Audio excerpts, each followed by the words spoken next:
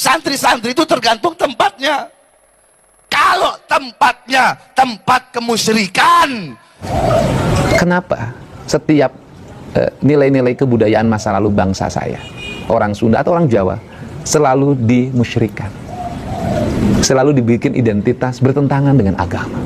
Tempatnya tempat banyak patung, kotanya kota kemusyrikan, kota maksiat. Misalnya kain pohon dikasih kain, terus problemnya apa? Maka sedikit daripada santri-santri itu yang akan mendapatkan manfaat dan barokah daripada ilmu, saudara-saudara. Jangan harap Purwakarta bisa menjadi kota santri selama masih banyak kemusyrikan di kota Purwakarta, saudara-saudara. Jangan harap. Jangan harap, potong lidah saya. Mungkin kalau Ustadz saya jawaban nggak berani untuk nyebut nama. Kalau saya sebut Deddy Mulyadi, saudara-saudara.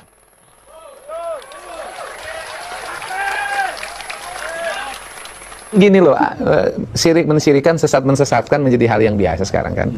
Setingkat Pak Quraisy aja disebut sesat kan. Tingkat Pak Mahfud MD saja disebut sesat. Gitu loh, setingkat Pak Mahfud MD loh itu. Kemudian setingkat dulu Cak Nur, pemikir besar Hasanah Islam Indonesia, itu juga disebut kafir kan. Gitu loh. Ya, kenapa Jokowi aja saya sebut, apalagi Deddy. Dan alhamdulillah ketika itu Bupati ikut mendukung. Bahkan ketika itu Pak Kiai setiap tahun Pak Bupati hadir ikut mendukung kegiatan ini, saudara. Ketika itu tahu Bupati yang sekarang, apalagi Gubernur yang sekarang, nggak tahu dah tuh urusannya. Hati-hati aja Jawa Barat jadi kabupaten atau provinsi berhala, hati-hati. Kain pohon dikasih kain, terus problemnya apa? Ayo semuanya nih, hati-hati nih Jawa Barat, Jawa Barat, Jawa Barat. Bu, mana ibu-ibu? Bu, angkat tangannya bu. Hati-hati, ini di Jawa Barat nih sedang ada ala khatarin azim, sedang ada bahaya besar. Pengalaman di Purwakarta bagaimana saya dan kawan-kawan, para kiai, para ulama di Purwakarta, saudara, melawan habis-habisan agar Purwakarta tidak dijadikan sebagai kota berhala. Yang disebut menistakan itu apa? Orang menistakan agama itu, orang miskin lapar, nggak dikasih makan. Orang kayanya tertawa terbahak-bahak, itu menistakan agama. Anak-anak yatim dibiarkan terlantar. Orang-orang sakit dibiarkan tanpa pengobatan. Itu menistakan agama. Kerusakan di mana-mana. Maka satu-satunya benteng bagi NKRI, baik masa sekarang atau di masa yang akan datang, benteng NKRI adalah para santri, saudara-saudara. Nah, santri-santri di daerah-daerah, santri-santri di tempat-tempat, itu tergantung tempatnya. Santri-santri itu tergantung tempatnya. Kalau tempatnya tempat kemusyrikan, kalau tempatnya tempat banyak berhala, tempatnya tempat banyak patung, kotanya kota kemusyrikan, kota maksiat, maka sedikit daripada santri-santri itu yang akan mendapatkan manfaat dan barokah daripada ilmu, saudara-saudara. Jangan harap Purwakarta bisa menjadi kota santri selama masih banyak kemusyrikan di kota Purwakarta, saudara-saudara. Jangan harap. Jangan harap, potong lidah saya. Mungkin kalau Ustadz saya jawaban nggak berani untuk nyebut nama. Kalau saya sebut Deddy Mulyadi, saudara-saudara.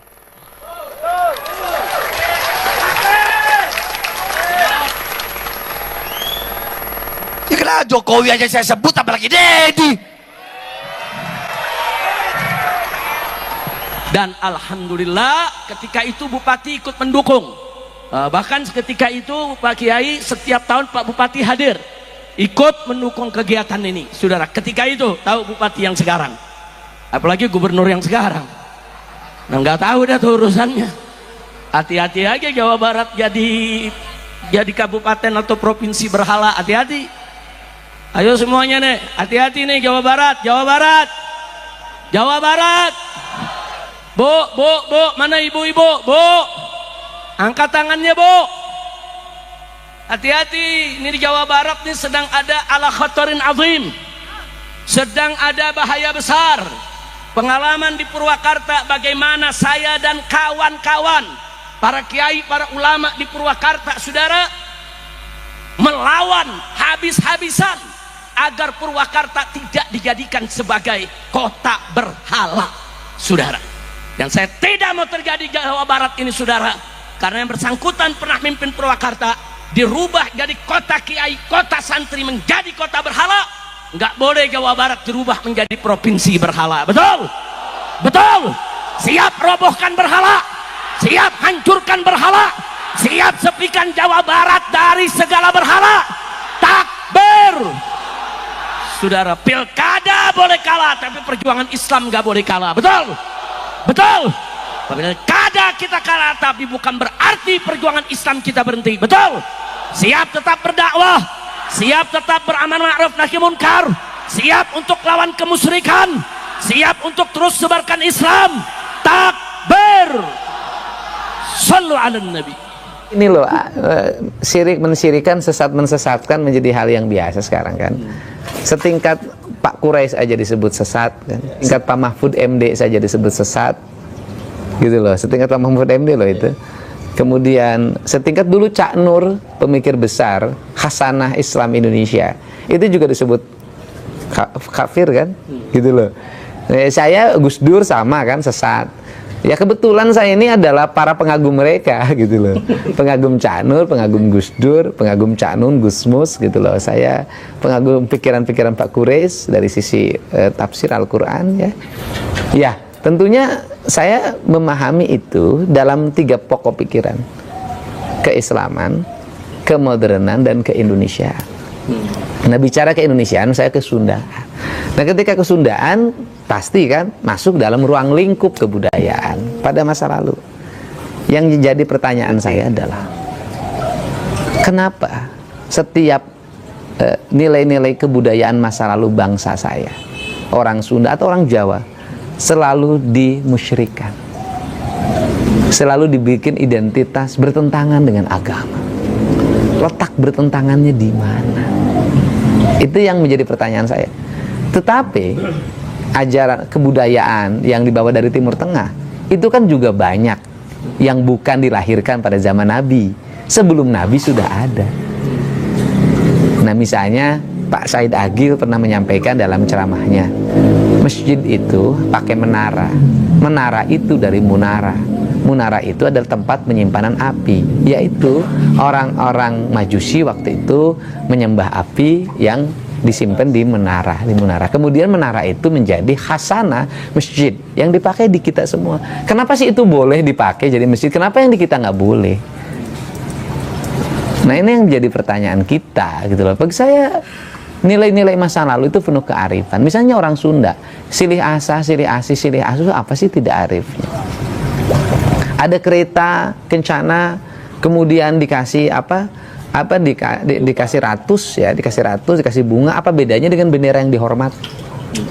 Kan sama, diarak setahun sekali, orang nonton foto-foto. Apa bedanya dengan bendera yang dihormat? Kan sama aja. Apa benderanya sih dengan bendera ormas, bendera partai? Kan sama gitu loh. Itu kan simbolisasi saja.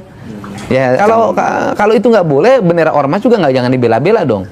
Kan ketika nama ormasnya dilecehkan orang lain kan ngamuk. Kan ketika nama partainya dilecehkan orang lain kan orang ngamuk juga.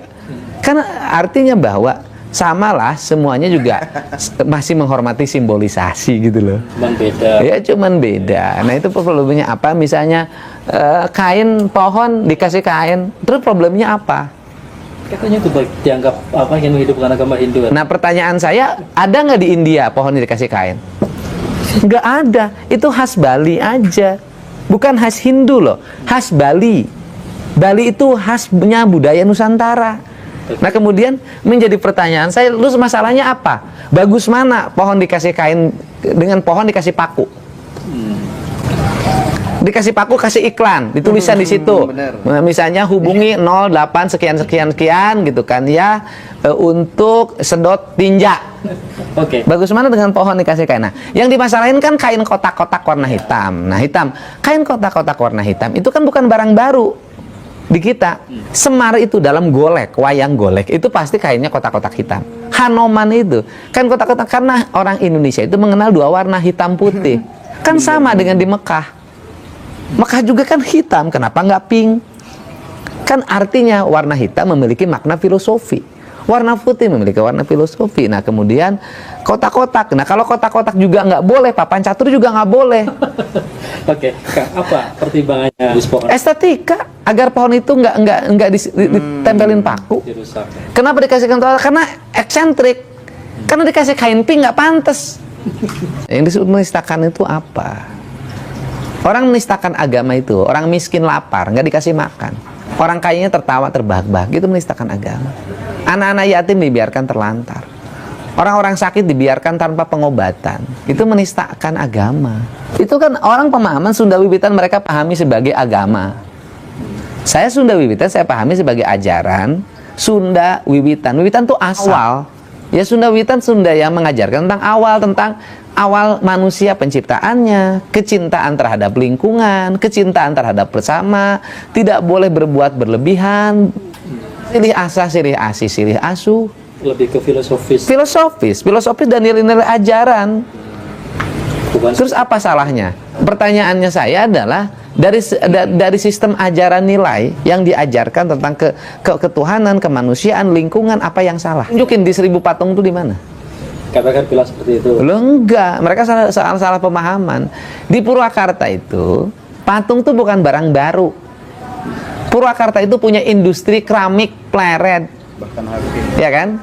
Membikin celengan dari tanah liat, celengan semar, terkenalah ceng-celengan Paleret. Jadi itu asli Purwakarta. Ceng-celengan Paleret, dibikin patung ceng-celengan yang besar-besar, harimau, yang itu, yang ini. Nah, ada khas Paleret namanya menong.